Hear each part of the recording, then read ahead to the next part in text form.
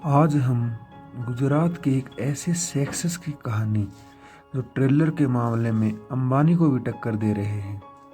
हर दिन नया नया बेंचमार्क सेट किया जा रहा है और न ही सिर्फ भारत में बल्कि पूरी दुनिया में अपना सुपरमार्केट बनाया जा रहा है। हम बात कर रहे हैं भारत के मशहूर बिजनेसमैन गौतम अडानी की, जिन्हें एक वक्त ऐसा था कि आर्थिक तंगी के कारण पढ़ाई छोड़नी पड़ी थी, लेकिन आज ये एयरपोर्ट से लेकर पोर्ट और क्लास से लेकर घर में इस्तेमाल होने वाले तेल तक से पैसा कमा रहे हैं। लेकिन बहुत कम लोग ऐसे हैं जिनके बारे में आप जानते हैं।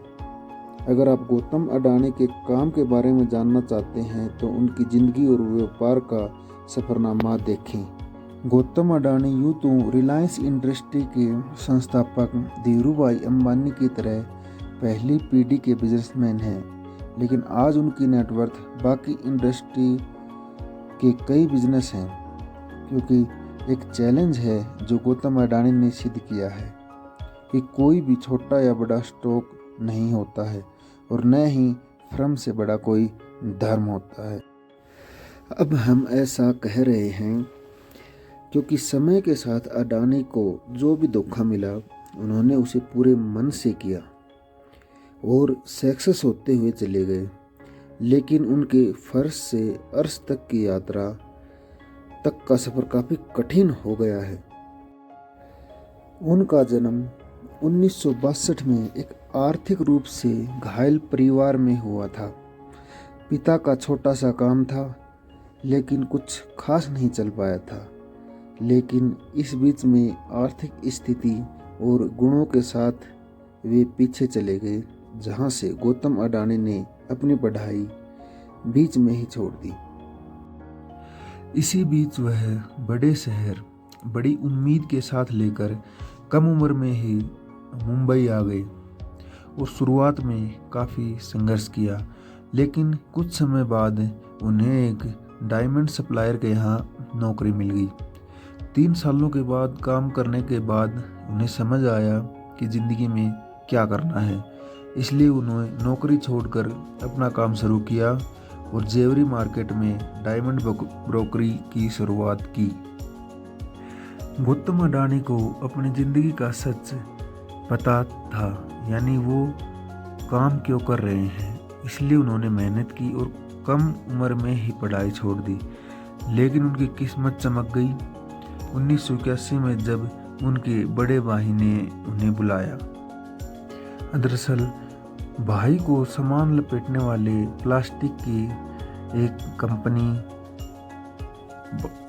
पर वो चल नहीं रही थी। जो रॉ मटेरियल चाहिए था वो मिल नहीं रहा था और बाहर से मंगाना पड़ रहा था। ऐसे में अडानी ने सिकंदराबाद पोर्ट पर प्लास्टिक ग्रेन्यूल्स का आयात शुरू किया और 1988 में अडानी एक्सपोर्ट कंपनी शुरू की। बाद में कंपनी का नाम बदलकर अडानी इंटरप्राइजेज कर दिया गया। इसमें मेटल, एग्रीकल्चर प्रोडक्ट्स और कपड़े की कमोडिटी ट्रेडिंग हुई। काम चला तो कुछ ही साल में ये कंपनी अडानी का नाम बन गई और फिर 1994 में अडानी इंटरप्राइजेज को शेयर मार्केट में लिस्ट कर दिया गया।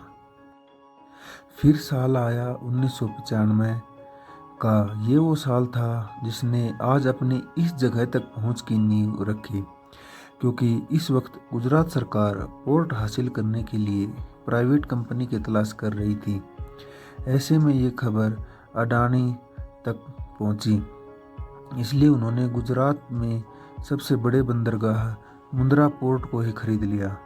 मुंद्रा पोर्ट के बाद 1998 में गौतम अडानी ने अडानी पोर्ट्स और लॉजिस्टिक कंपनी की शुरुआत की।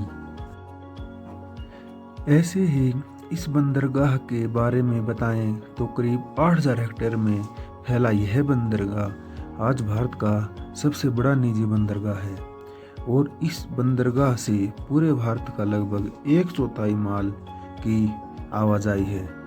साथ ही साथ इस जगह पर स्पेशल इकोनॉमिक जोन के तहत बनाया गया है, तो प्रमोटर कंपनी को कोई टैक्स भी नहीं देना है। इस जोन में power plant, power rail line और एक प्राइवेट एयरपोर्ट भी है।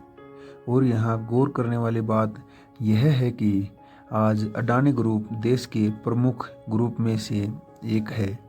इनकी अडानी पोर्ट देश की सभी बड़ी port shareholder company Gujarat, Maharashtra, Goa, Kerala, Andhra Pradesh, Tamil Nadu और उड़ीसा जैसे 7 समुद्री राज्यों में 13 घरेलू बंदरगाह हैं। अब जैसे जैसे अडानी खुद को ग्रो करने चले गए, वो लोगों के किचन तक पहुंच गए। फॉर्चून ऑयल, फॉर्चून जिसका रिफाइन आज हर घर में सुबह शाम दिन रात इस्तेमाल हो रहा है।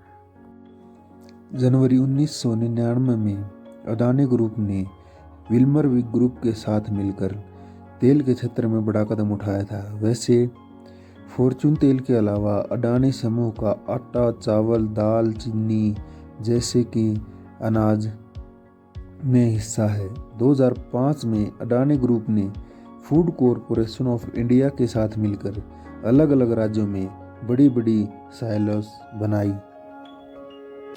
साइलोस वो चीज़ है जिसमें अनाज को बड़े पैमाने पर रखा जाता है। साइलोस के लिए अडानी ग्रुप ने रेल लाइन भी तैयार की है ताकि अनाज को लाया जा सके और आसानी से ले जाया जा सके।